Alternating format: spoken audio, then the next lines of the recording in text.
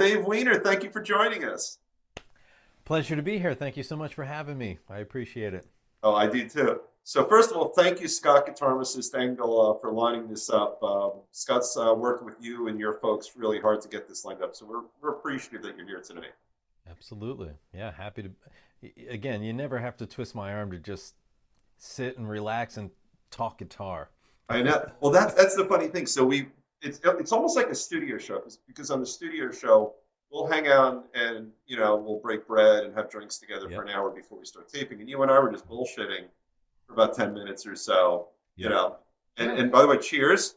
Cheers. Yeah. Cheers. Clink. Here, Clayton, yeah, right. Oh So yeah. I said beforehand, you're loyal to your great state of Pennsylvania. You've got some Yingling going on.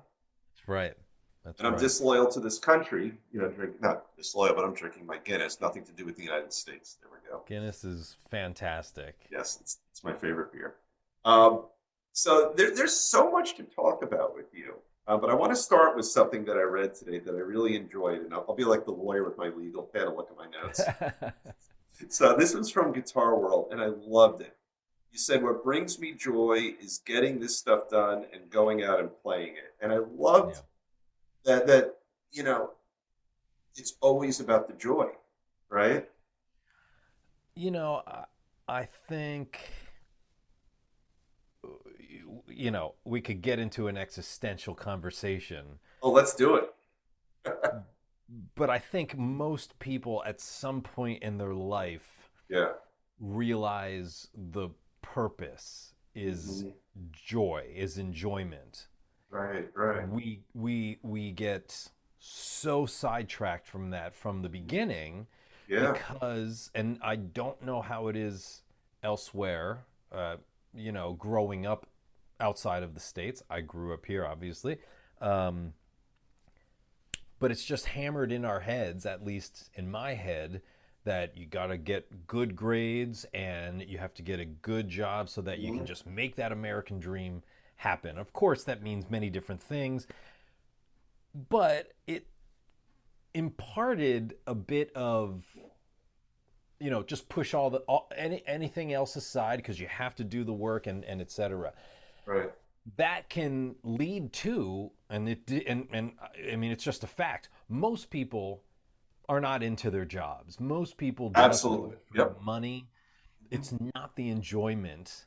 And Yeah, so you spend a third of your life sleeping, you spend a third of your life or more working for something you're not yeah, enjoying just to keep the lights on, and yeah. then you've got a little bit of time left to enjoy. And for most people that's a vacation Getting once a away year. from the other two-thirds of your life.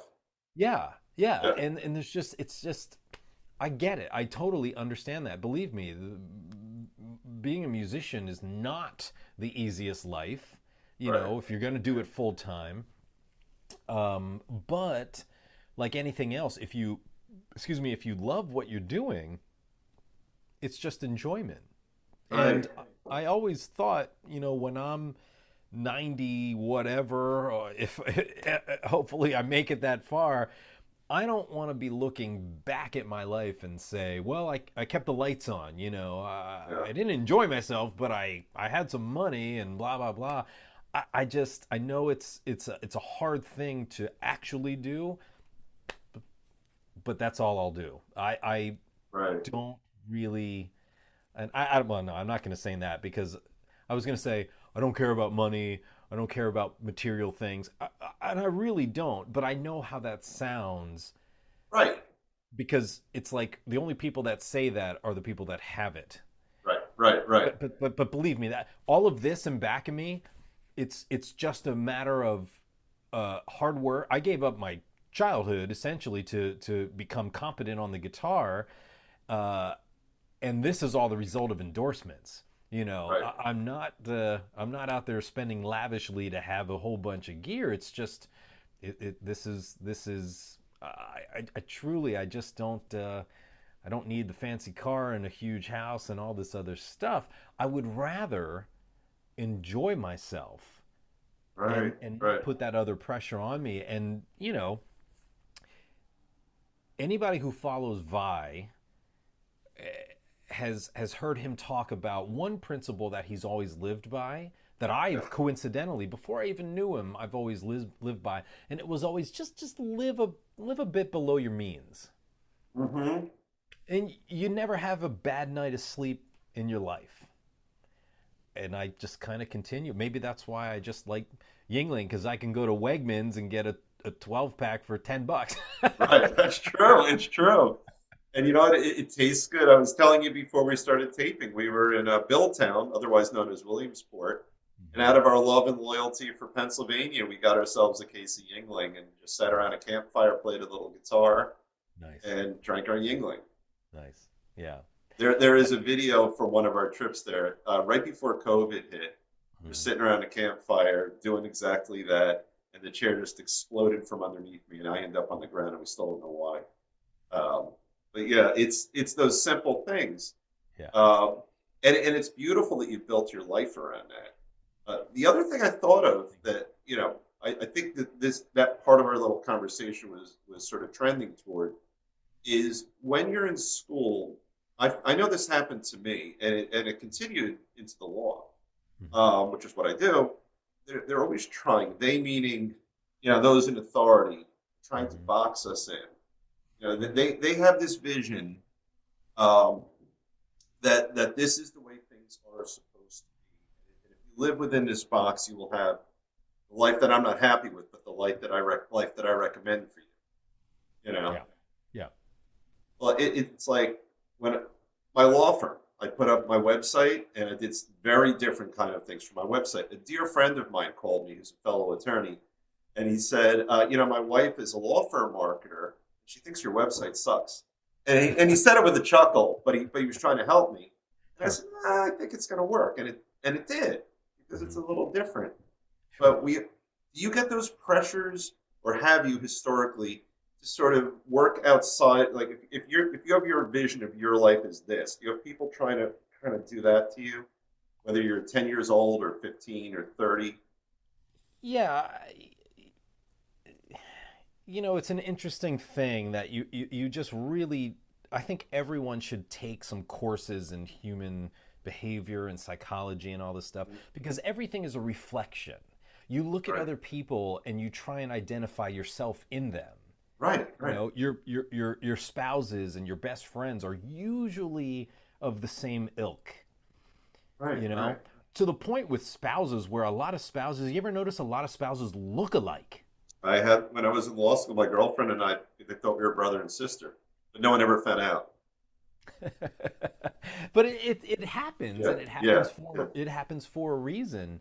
yeah. And like you said, you get people who want to project. Most of the time, it's very uh, what's the Well word? intentioned. It's well, yeah. The intentions are in the right spot. They want to help. They want to, well, you should try this. You should do this, and et cetera, et cetera.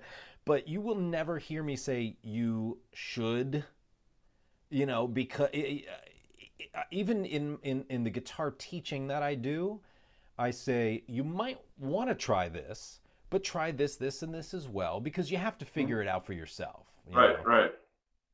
School, all the way through school, it's forced learning for the most Yep, part. It's yep. not an interest based system. And No. I understand they're trying to do their best to give you a well-rounded education and get you prepared for some things, but it leaves a lot of people at the end of college, one, grossly in debt anymore, Mhm. and two, on a path to spend their life doing something they don't want. And for whatever reason, when I was really young, I simply said, I am not going to work for anyone Hmm. for the most part. I just Right, said, right, I can't wake up every day and help someone else's dream come true.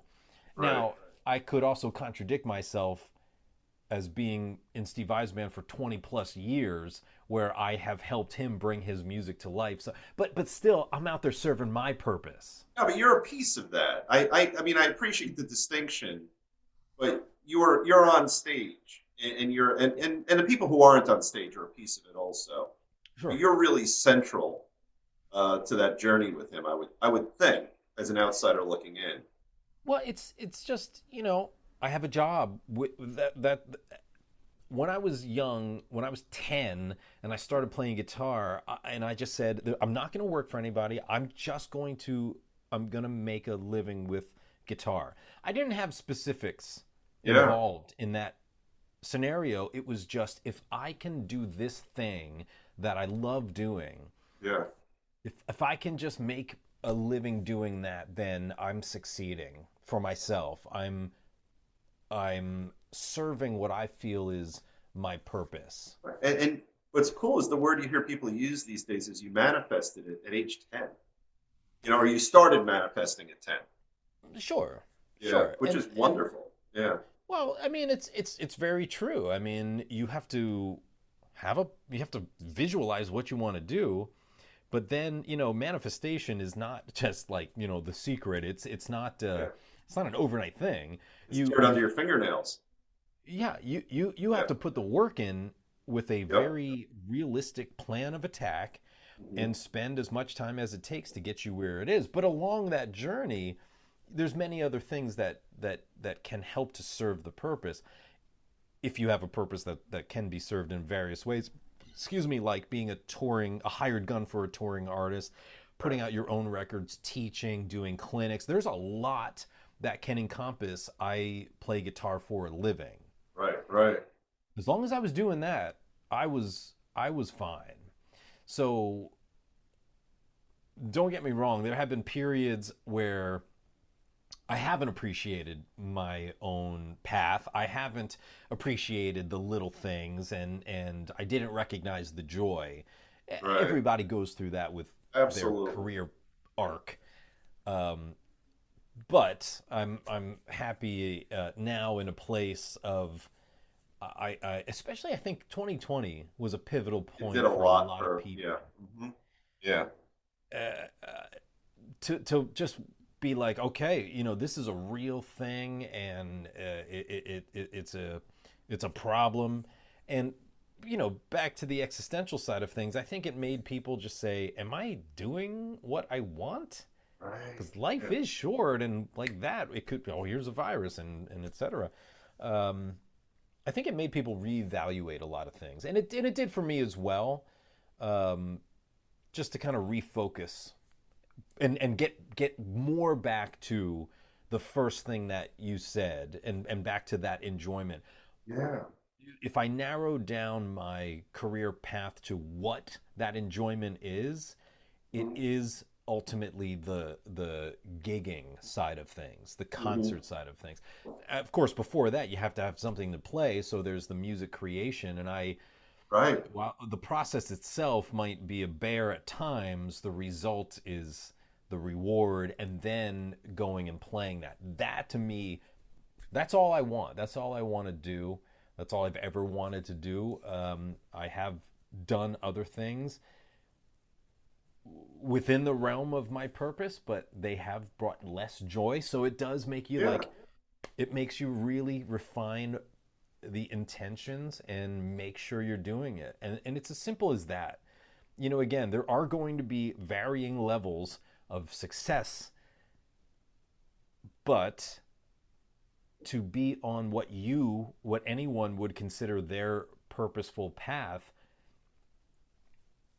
instead of going to a job you hate and etc. I just that to me is success. There's going Right. to be varying levels to it monetarily, and what the material side of society labels as successful. But They're very different I think things. if you can get past that and just recognize I'm doing what I want to be doing, that's success to me. That's really beautiful. We could actually make a few shekels as a self-help tape with this because these are good, sincere sentiments. Um, They but are, it, it's like this show. We don't monetize. This show is just a big pile of love. It's literally what it is. We push it out there. We take it back. But that's all it is. It's just yeah. positivity. And you were talking before about sometimes when it's challenging. I came up with this thing not because of, but during when we were really self isolating during COVID. Mm-hmm. There are days when I and certainly we will have that battle to complete the day with gratitude and positivity. Yeah, But every day I would make sure I win that battle. that's All great. right, here we go. Here's the dog. He interferes with almost every Zoom show we do. But sometimes it's a battle. Oh yeah, Sometimes, you know, and I try to make it. I make a conscious effort to take stock of that which I should be appreciative of or have gratitude for. And it's not an empty platitude.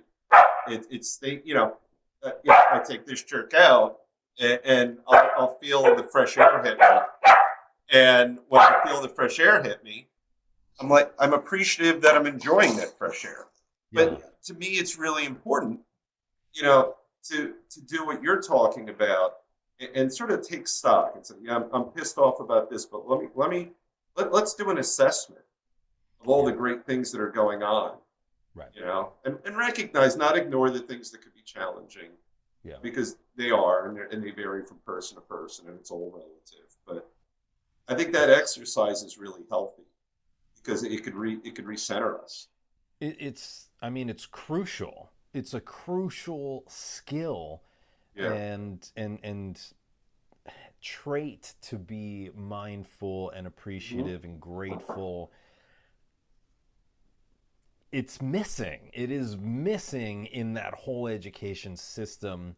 And it's like you have to discover it, when and yeah, we all have to discover what we enjoy. That's Yeah. for sure. But on a on a human level, we should try as an exercise again, not at the end of your life, but at the end of every day, like you said, Mhm. look Yeah. back and think, oh, I appreciate this that happened, and right now, relaxing, whatever, having a beer. Yeah. There are far worse situations occurring in parallel right now across the Yes. planet.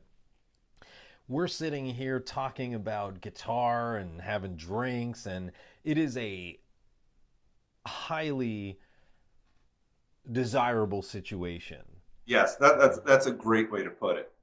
But Right. And but it's not taught enough. It's not even about teaching. It's just about awareness, of being aware of Mhm. what to be grateful for and how to do it. I think that's by exponentially more important than, again, think about when you were in junior high and you went to history class and you had to memorize this date of this insignificant thing to simply copy it down to a test, to pass that test, to get the good grade and blah blah blah, and then it's immediately out of your mind. That yeah. kind of stuff, I get it, but at the same time, there needs to be classes that are saying, this is how to appreciate, this is how to be grateful. And as far as I know, that simply doesn't happen, at I least in mean, general. I would like to see a little philosophy taught, which is Mm-hmm. akin to that, Yeah. not just in college, but in the younger years. So, but yeah, it's so important. And I will say this though, I have some hope for the younger kids out there. By kids, I mean say 18 to 28 or something like Mm-hmm. that. You look at these little van life things where people are sort of dropping out and driving around in their vans. I Mm-hmm. think that's sort of akin to that kind of attitude, and I'm going to couple it with the fact I've got two kids. My kids are 19 and 21, so Mm-hmm. they're in that bracket there, Mm-hmm. and they are, depending upon their socioeconomic status, a lot of them are sort of spoiled and protected. Mm-hmm. But the pandemic perhaps corrected what we did wrong as parents by overindulging and protecting and helicopter Right. parenting and participation awards and all that kind of stuff. And Sure. they might come out of this. They might come out of this with the right degree of sort of responding to adversity and having that appreciation for what you were just talking about, Yeah. and have a nice influence on our culture for the things that matter. It seems Sure. like they're responding to the excesses they witness and saying that's not for me. The tiny houses, you see that on social media. Sure. Yeah. So maybe that'll start happening. But I'm a firm believer that if you've got an idea, something that you think will bring you joy, Mm-hmm. it's not even the getting it; it's the trying for but the Exactly. hard work, the dirt under your fingernails, as I said earlier, to Yeah. get it. It's not just saying I want, and you fill out an application, and suddenly you've got joy. Right. Um, it's so much more than that. But I think it can happen. Yeah. Again, it's like I said, it's not about, well, at least for me, what I've learned. I can only speak of my own experience.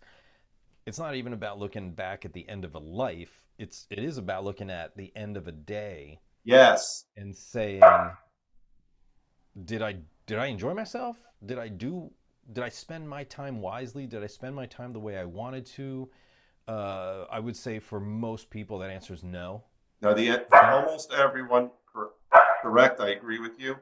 and Um, yeah, it's just gotta it comes from not knowing how to even approach what you want to do, like you said, not knowing how to try, because there's not there's a lack of understanding how to appreciate the trying and the right, failing and the trying again. I mean, if you're going to be a musician, get ready to fail.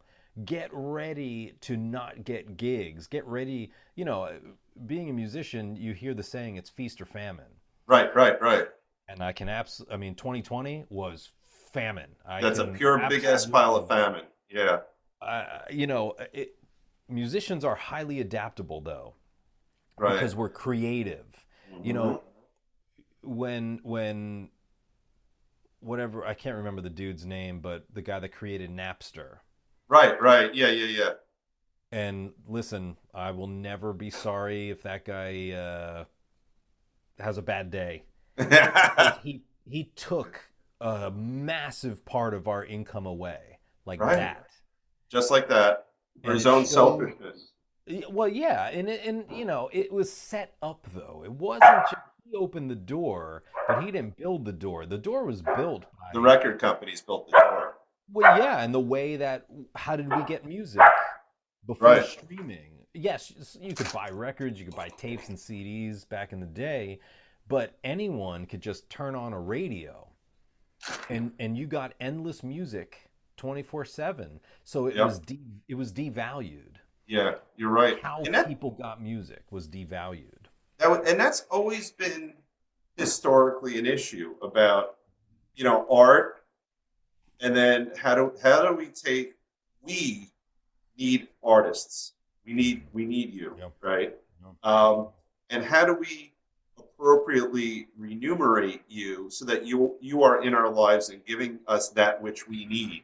Hmm. And it's really almost like an age old question, Yeah. because in your purest moments, and hopefully in most of your moments, you're not thinking about the remuneration piece, but you do need to eat. You don't need a Yeah. big house, you don't need a fancy car, but you need to eat. You Yeah. need to get health insurance. You need to Yeah. see a doctor now and then. Um, and so you need to survive at a reasonable level to give us those things we as a society need. And people talked a lot about it during COVID. People would binge watch Netflix or what have you. Hmm. Those are artists who are the story writers or screenwriters or actors or Hmm. scoring, the Yep. musicians scoring the movies. So we as a society need artists, Oh, and, sure. and how do we fairly and appropriately remunerate you um, in a reasonable way? And and every so often, you guys are really mistreated. You know, Well, it's, again, it comes down to being adaptable. Again, Napster made everybody, the whole industry changed, and artists had to adapt to that. 2020 destroyed, I mean, the main way any artist makes a living is touring. right? I don't Yeah, care if you're Taylor Swift or me. yeah, Without the gigs, what are you relying on? 0.00001 cents from Spotify? right. Because You know, that's been gone for over a decade, right? yeah. Yeah, I mean, streaming, you need such massive quantities of streaming numbers to really get anything from it. It's quite a joke. But again, don't get me wrong. Once the artist gets some traction and you can start gigging regularly, it's a nice Yeah. living. Right. Right. But it takes a lot to get there. In other countries, like in Europe, the government provides a stipend for art I did. to help artists, you Right. know? Not in this country. This country has been so poorly managed for so long, but we're not going to get into politics and stuff. But you know, the bottom line is a musician, or if somebody's going to be a musician, you have to believe it Right. can be successful, but it's so easy to get sidetracked. I went to Musicians Institute after college. Right.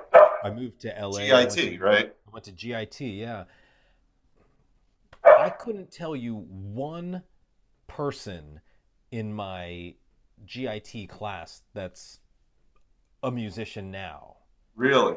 Full. I mean, on their tax return, it says Right. Right. Right. musician. Yeah, they still It's play a little, but not as their vocation. it's a side thing, or it's a hobby or whatever it is, and it's because again, yes, you gotta pay the bills, but you also have to be willing to sacrifice.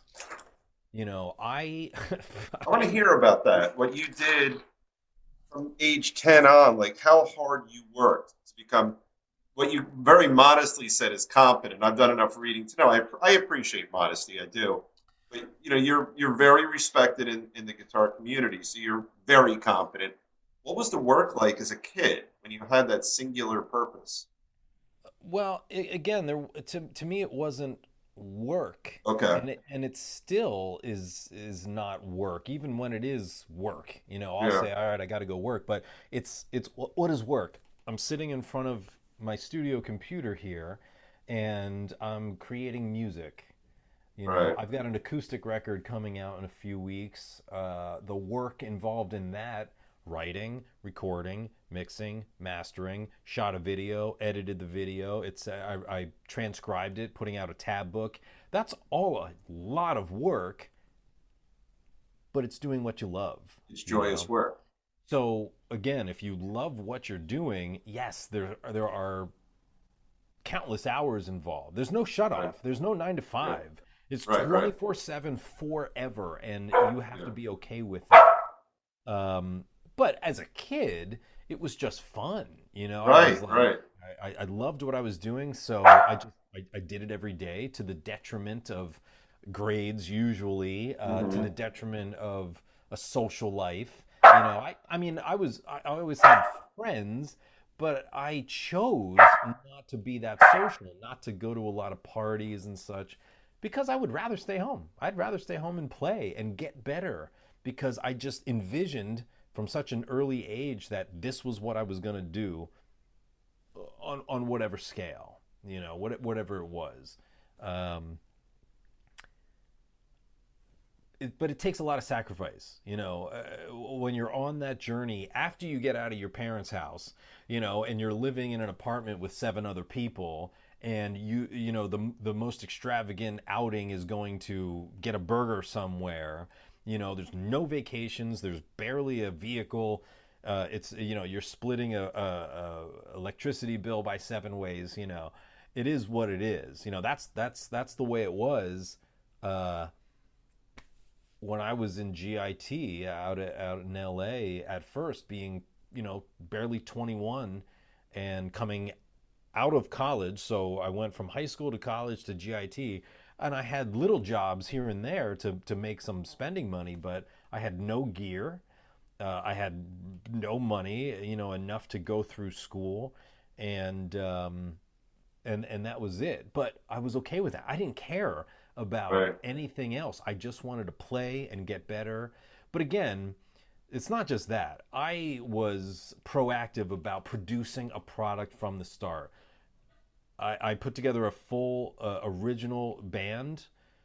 We were in a studio when I was 13. We produced Wow. a full length record, and then did it again when I was 16. And in between there, we gigged this person's party and backyard thing here and there, and the occasional actual gig. It's much different now, but just because you're practicing something and getting good at something doesn't mean anything. You have to produce. You have to produce a product for consumption.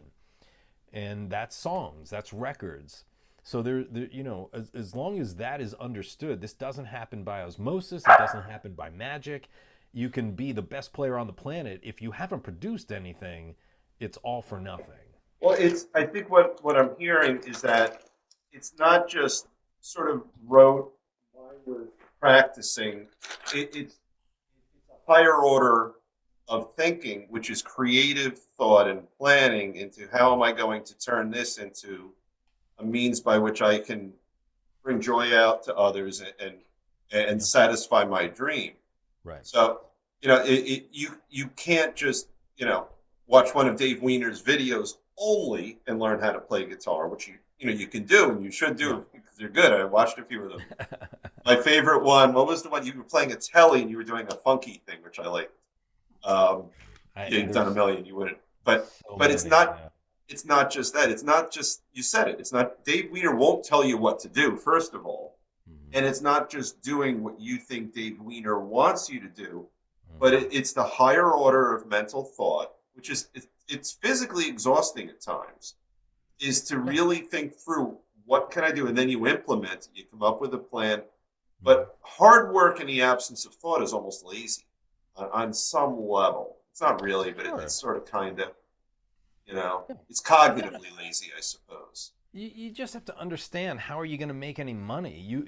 It's about networking. It's Yep. it's a ton about networking, but you have to have a product. I'll give you the perfect example. Right. When I moved to LA, within a few days, I got an internship, Right. and that was proactivity. That was me Right. saying I need to start meeting people in this town and in this industry. Right. Right. I can lock myself away and become the best guitar player ever, which I'm.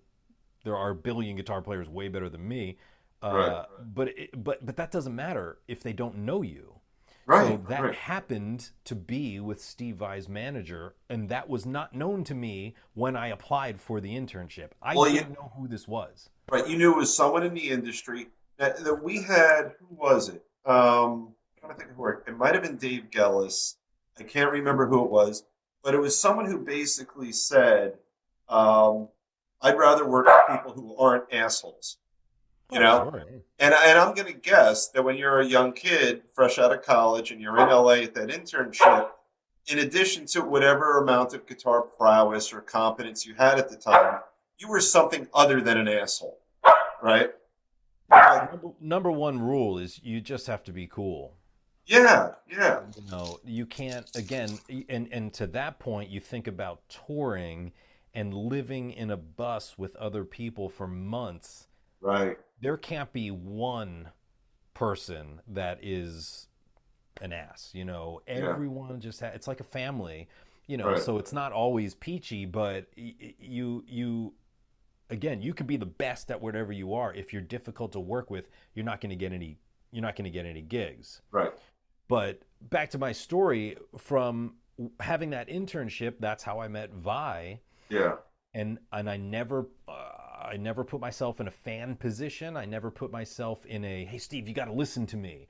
You know, I Right. never Right. did that because that's immediately going to put you in a different perspective Mm-hmm. in his mind, in Yeah. anybody's mind. So I Yeah. let him eventually come to me and say, "Hey, you know, I know you're at GIT. I'd love to. You have anything I can listen to?" And I said, "Yes." That's Because beautiful. I knew I had to produce something, and I had to have something to give to people. Yeah. So You can say, your earlier planning set you up yeah, beautifully for when you eventually began networking. yeah, you have to. It doesn't matter what your industry is. You have to produce something for consumption. That's all it comes down to. Right. It does take a lot of sacrifice, but I don't want anybody listening to think that it's anything other than awesome. I That would. sacrifice is fun. That sacrifice, maybe fun's not the right word, but you don't mind it. You know, Satisfying. yeah, you don't mind. Oh, I'm not going to this party because I'm going to stay home and write. I've got this song. Like it was always, I wanted to stay home. I Mhm. wanted to keep working on these things. You know, I don't want to buy this car because I want to save money and get another, guitar or piece of gear, something that I can use for my trade Right. and stuff like that. At least that's the way that I always, well, for the most part, have thought.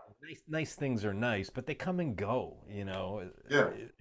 And It's and the funny thing is, so the nice things, let's say you buy a really nice car, right? And you keep it for 6 years, right? Whatever.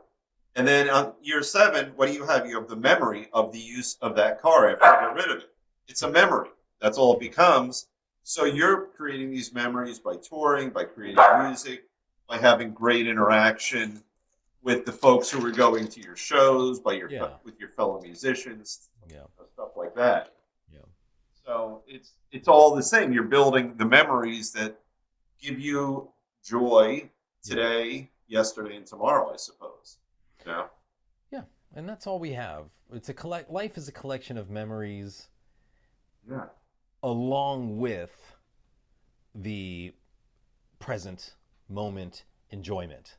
Yeah.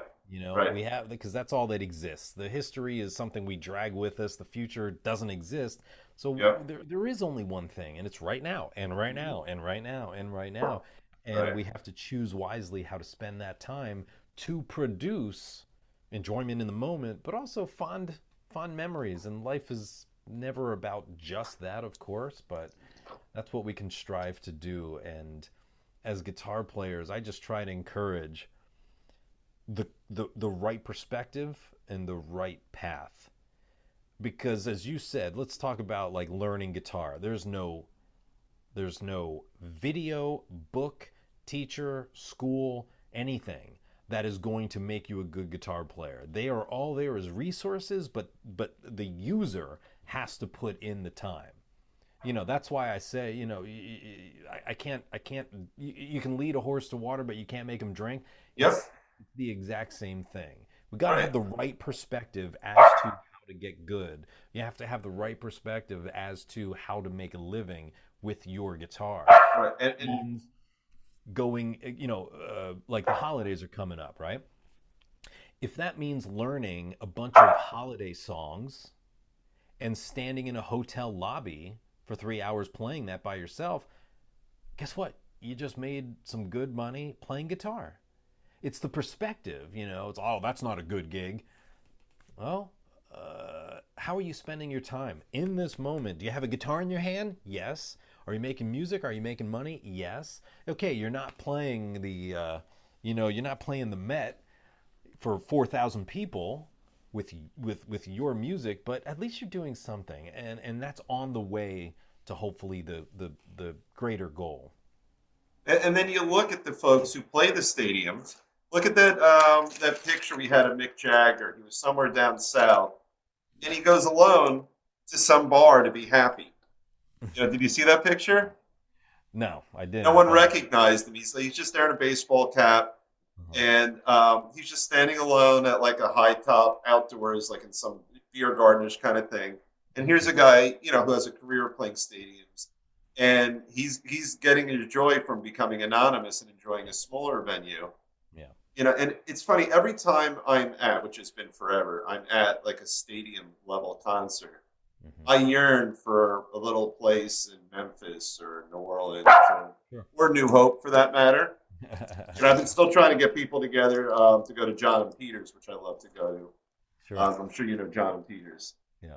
It's just this wonderful. The ceiling's like 6.5 feet high, and it's smoky, and it's with COVID. It's kind of tough, but Tiny little place. Yeah. yeah.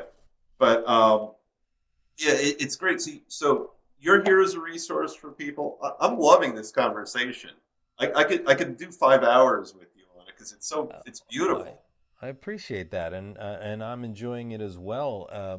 It's just I think of the things that I wish I knew Yeah, 30 years ago, right. um, just to help streamline the process a little bit more, and then beyond that, to help stay focused. Yep. Because what happened with social media was ingestion overload and also Yep. distraction overload, to the point where what's the trend, and it makes artists move towards that trend and they lose Yeah. themselves. And then they start moving from trend to trend and they become aimless and they forget their own identity. And then Yeah. before you know it, 10 years go by with no productivity, chasing trends and all that nonsense. So, the right perspective and the belief of what you are doing. And, yes, life is not stagnant. Will, the only constant is change. But that doesn't mean succumbing to trend after trend. Adapt, yes, but the perspective, the right perspective, just hold your course, ingest what you want, and make it yours and do with it what you will. I think that's the stuff that a lot of people need to hear now. I couldn't agree more. So I got to tell you, it's time. I'm just looking at the clock right now. It's it feels like it's 5 minutes. We've been talking about three-quarters of an hour already. Yeah, I'm good for a little bit longer. Okay, good. Let's keep going. I'll try to keep the pooch as quiet as we can go, as we can keep him. I'm almost out of chips right now. That's what I've been bribing him with. Now he's trained me, but he doesn't know that the bag is Exactly, almost empty. exactly. And I'm not looking forward to what my night looks like with a puppy with a bag of potato chips in him. But we'll figure that out later. So let's talk a little bit about gear. You've been a PRS guy forever. And I read online, I don't know if it's the red guitar I'm looking at right now, but there was a relatively new PRS Strat that you were talking about in one of the interviews I read. Um, that I think it was a John Mayer Strat. Yeah. Is that the one I'm looking at? No, that's a Fender Custom Shop 62 reissue or something like that. The Silver Sky is next to it though over here. Oh, could we see that? Yeah, sure.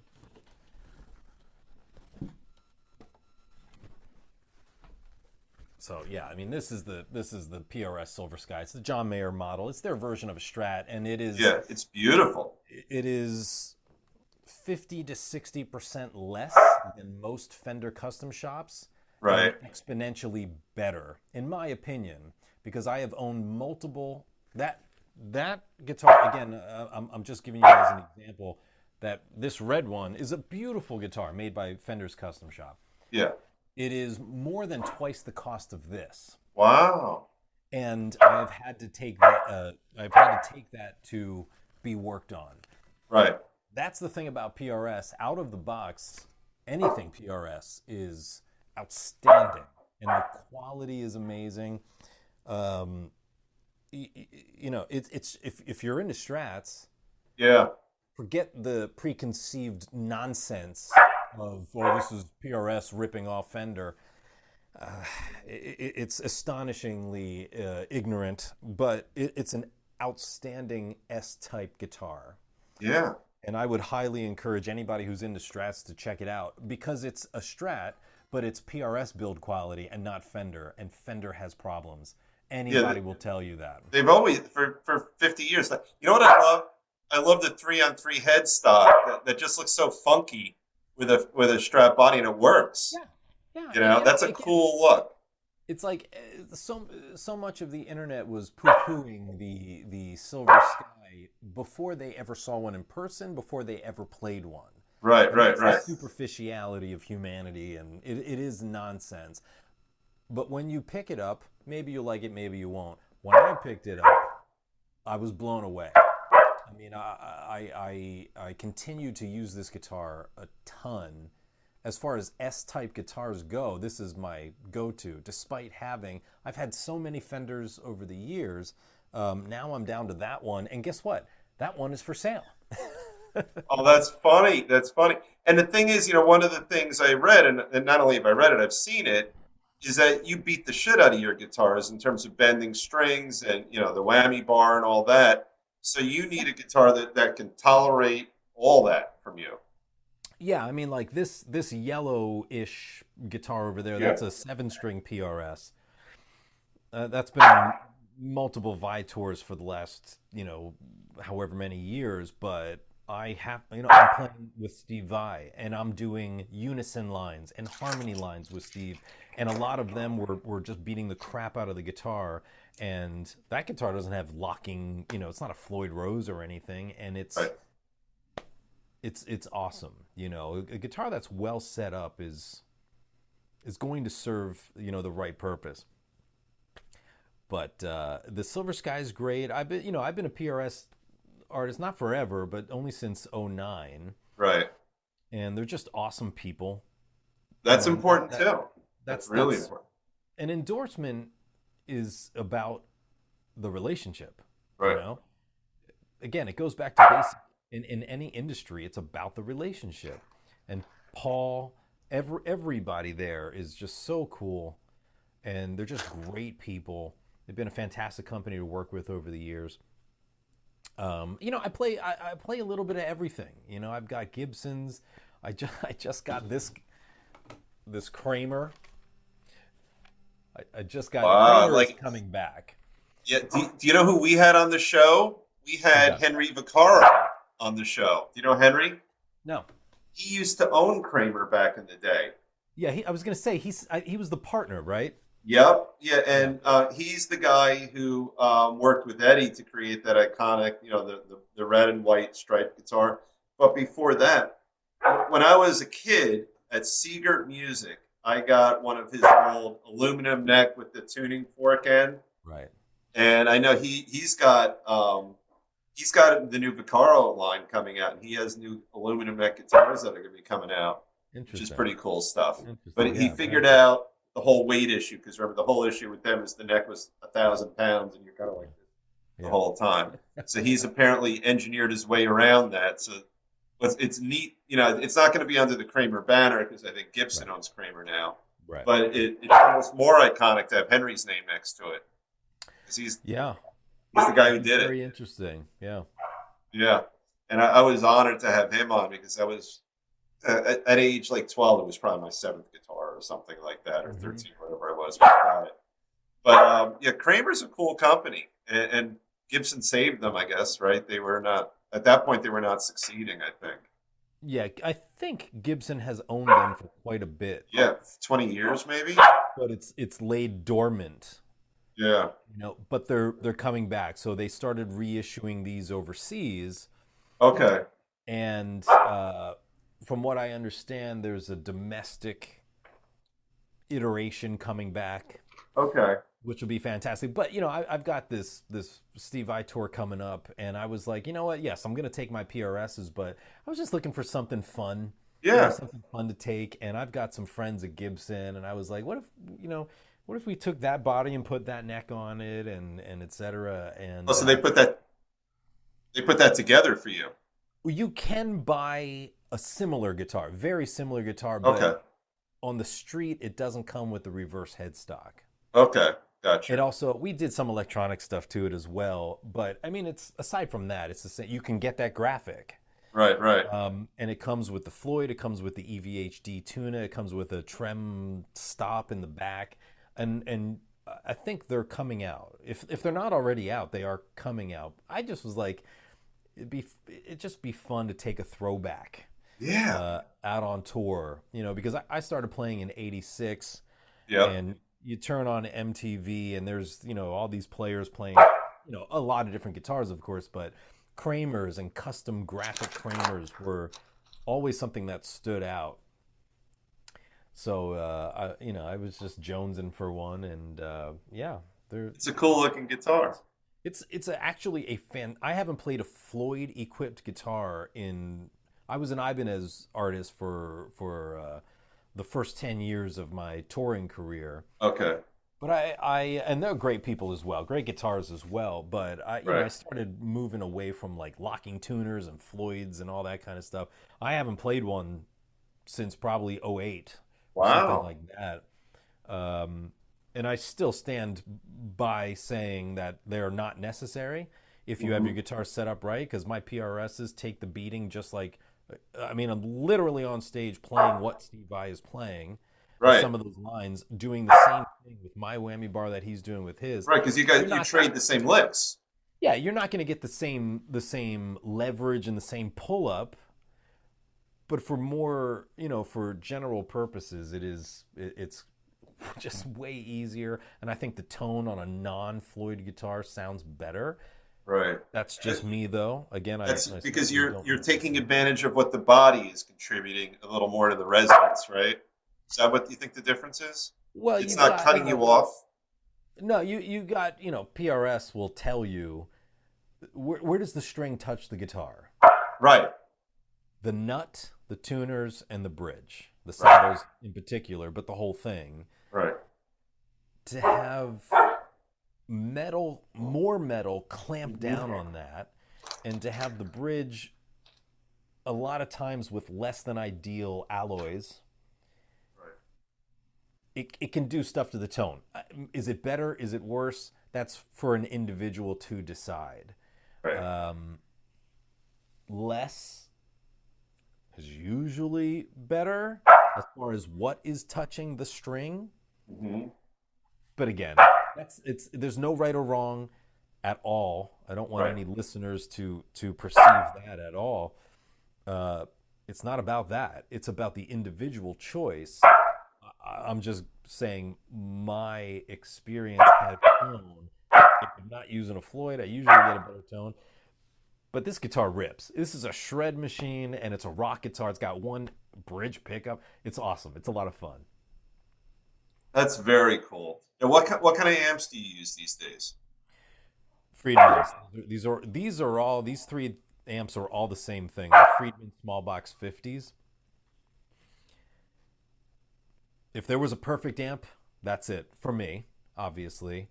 When I'm on tour with Vai, I do use the 100-watt amps that Okay. Friedman makes, which are called the BE100s. Um, but I started playing Friedman in 2012, and I've had a few of their different kinds of amps. But these small boxes, for my music, for my playing, there's nothing I could ask more from an amp. And to the point where it has really weaned me away from using most pedals. Most of the time, I'm guitar straight in. Um, I still enjoy a clean boost. I love fuzz pedals. Every once in a while, I'll use a tube screamer or something like that. I love the. Are you familiar with Analog Man, Mike Piera? No. No. Well, I mean, he's one of the pedal gurus and tone gurus of our time. He's up in Connecticut, and his company offers mods, and of course, they build their own original pedals. And it's just the knowledge that he has. Anything you're going to get from him is outstanding. So he mods tube screamers and Boss OD1s and stuff like that. I'll throw one of those on the board, but if I didn't use any of that stuff, I'd be completely fine because of Dave Friedman's amps. That's really impressive. Now tell me about the innards of his amps. Uh, This one is two EL34s. It's 50 watts. It's two channels. He calls the channels on this amp, one is the plexi channel and one is the BE channel. The okay. BE channel is, and his whole line of amps is based on his experience modding Marshalls. And so these are all basically a modded Marshall platform, but without any of the Marshall issues. Right. Right. I've got plexis, but they're stuck in a closet because for me, these things just do what I need them to do. I would have to take those Marshalls and have them modded and et cetera, et cetera. Um, but the BE channel is a higher gain. It's got saturation, but it's not like a boogie. It's not uh, a super overdriven amp in the Okay. sense where a lot of super saturated amps, high gain amps, you have the note, but then you get all of this, what I call just musical junk around the note. Right. You want your no pure. These amps are just, and these amps are called players amps because they're, which again, take that with a grain of salt. Yeah. Um, they're not going to help you. They have a lot of saturation, but it's not oversaturation to the point. If you put a dimed overdrive pedal in front of a cranked plexi, anybody can play really fast because there's so much compression. Right. There's so much almost oversaturation, compression, and even a little bit of noise, well, a lot of noise. Um, it is what it is. These amps are not that. These amps even at the highest gain setting, are still crystal clear, pure, overdriven sound. And And that puts more on you, right? Because you're naked. You know yeah, that you're playing is if you have a musical misstep, yeah. we'll hear it, right? You'll hear it for sure, but that's why Yeah. they're called players amps. They leave you to do all of the playing. They're not going to help that much. The plexi channel is if you turn the gain down, it's the clean channel. But if you turn all the gain all the way up, it's like a 50-watt plexi. But again, without the flub of a Marshall and without the poor EQ of a Marshall. Um, yeah, they're. That's why there's three of them sitting here. I run in stereo, and then I have one for backup, and they are absolutely outstanding. And I think I read they have the Celestion speakers in them. These cabs, I do use Friedman's cabs, and they've got a mixture of Okay. Celestion speakers, but there's a mixture on top. There's greenbacks, and on the bottom there's V30s. So that's I've in the past run a cab with greenbacks and a cab with V30s, but Friedman started doing this combo, and I was like, it's like he's building amps just for me. They're so exactly what I've always used, but such a refined version of it. I can never speak highly enough of Dave Friedman and his amps. They're just outstanding. That's really something. Now, what are some of the other guitars that are your favorites? I mean, again, I've got a bunch of different Gibsons. I've got now I'm down to one Fender Strat and one Fender Tele. Um, I've been weaning off my Strats just because I'm putting the money towards a vintage one. I've gone through enough new ones to recognize they don't serve my purpose. Right, right. For Fender in particular, again, that PRS Silver Sky is better than any Fender I've ever played. Now, I saw online that, and I didn't see if it was a Fender Tele or perhaps a PRS or some other Tele, but say it was yellowish in color, but I could be getting that wrong. You were playing with such a nice pure tone. You were doing just a real funky thing, both with the notes and the little chords, and you were doing almost like a real staccato-ish um, rhythm on it. But it was a nice looking Fender, and I got the sense you were doing nothing to it, but just putting it through an amp, and it Yeah, sounded really nice. I've only ever owned one Telly, and I was just it's here. I think it's in the case in the closet, but uh, Tellys are fantastic because they're just planks of wood with a Yeah, couple yeah, of pickups in them. They're so simple, and I yeah. love that just kind of purity involved in them. And they're old. The stock, everything about it Yeah, is old. Yeah. yeah. Mine is a 52 reissue that I bought in sometime in the 2000s. Um, Yeah, that's a fantastic guitar. It just depends on my needs. I don't think I have a favorite. I've never had a favorite. It just depends on what I'm recording that day. If I'm on tour, what does the set list call for? Um, and with Vai, it's 7 strings, etc. But I love the classics like I've got a Les Paul here, a couple of Les Pauls, a SG, a 335, um, those are all fantastic. PRS's guitars, again, they're outstanding. I love, a little bit of everything, a little bit of Fender, a little bit of Gibson, a little bit of PRS, and again, an Fun occasional, guitar. yeah, fun guitar like a Kramer. I mean, I don't own anything except aside from this Kramer, which just came the other day. Right. Um, I don't own anything that's not. Well, I do still have a few Ibanez left, Right. and Right. they're great guitars, but they're not my go-to. I never play them. Depending on what I need for that day, it'll usually be a PRS or a Gibson, or or a Fender. Right. Now, so when you pack up, so you have a tour coming up with Steve, right? That's Mhm. coming up. Yeah, National, international. it's everywhere. Yeah, I mean, only the first leg has been announced, which is a U.S. tour, Right. but It's 22 and 23 all over the world. Wow. So first of all, so what'll you pack in terms of your gear? So you're gonna pack what we just talked about, those same guitars, or is it a little different? It's 100% up to the set list. Okay, right, What the right. set list requires is what I start packing as far as gear. And usually, again, with the Vi gig, I got to take the seven strings. So I'll Yeah. take these two PRS seven strings, and then I got this Kramer just to take something fun out on tour. I might be taking the Gibson out. I've been jonesing. I've never owned like the odd shaped. Gibson calls them the designer guitars. Right. Explorers, V's, Right, right. Firebirds, those kinds of guitars. I've never owned any of that stuff. Um, and the problem now is all these companies are so back ordered because of COVID. It's difficult to get things.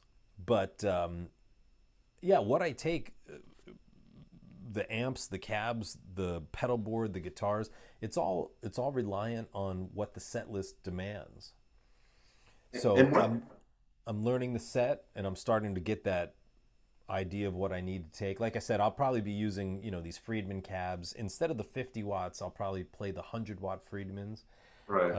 I don't know what's going to be on the pedal board yet, and yeah, And we'll what does life get like when? So right now you're hanging out in your house in Pennsylvania in your studio, right? I mhm. feel like it's downstairs. It could be upstairs for all I know. But No, you're it is upstairs actually. oh, I got it wrong. And what happens to life? When you're in hotels and I don't Mhm. know, like what happens to your life when you're on tour? The secret to touring is taking your life with you. Okay, So all of my habits and things I do at home, my routines, I try and take them with me on tour. There's always an adjustment, but that's the secret to not being homesick and to being. I'm going to be gone January to April, and to be gone for 3 months is not something most people could ever do. You have to understand how to make it happen, and part of it is taking your life with you, as I said, your routines and such. We have a pretty rigorous touring schedule, which I prefer. I don't like a lot of days off when I'm on tour because at that point I'm like, I should just go home if I'm going to be sitting in a hotel. So we never have more than one day off at a time. Um, but those days off are very well received because we're usually playing 6 or 7 nights a week, and then we'll have one day off, and then another 6, 7 nights of shows and etc. But and then again, what?